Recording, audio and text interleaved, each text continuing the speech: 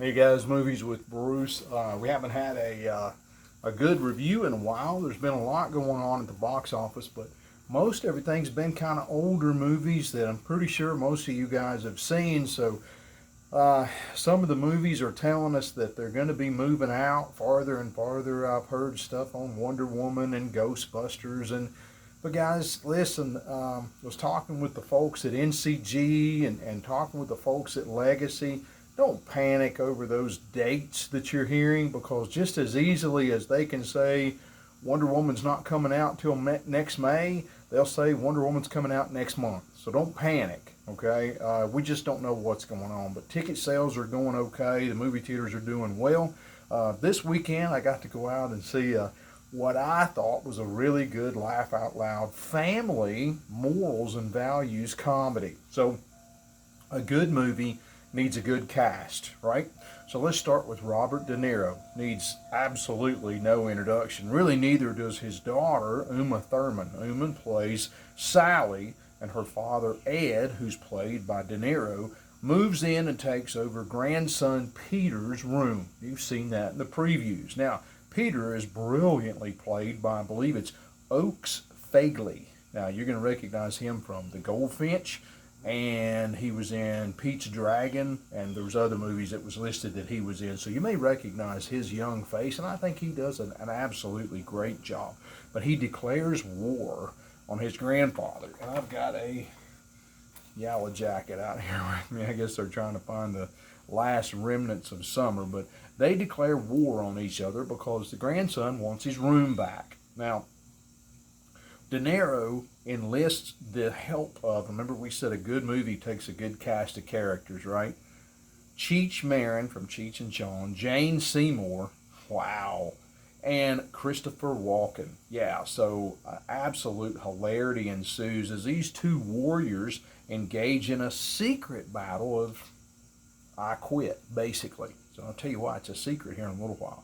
And we'll tell you that there's enough laugh out loud moments to make the movie what I would say Movies with Bruce would say it's worth the popcorn. But it's brilliantly written as well. Almost every character has something going on that almost all of us could relate to, or you'll find it hilarious, one or the other. But almost every single character has a little something going on.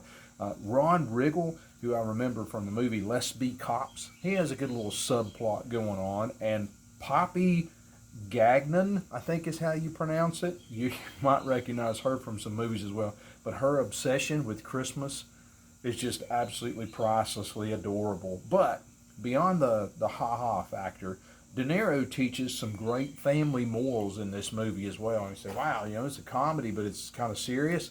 It does have some serious moments in it. He and his grandson draw up a declaration of engagement, or what is to be fair, what's off limits and what's not. And what they agree to is the fact that there can be no collateral damage. In other words, all the things that they're going to do to each other to get to this I quit point can involve or bother or harm anybody else.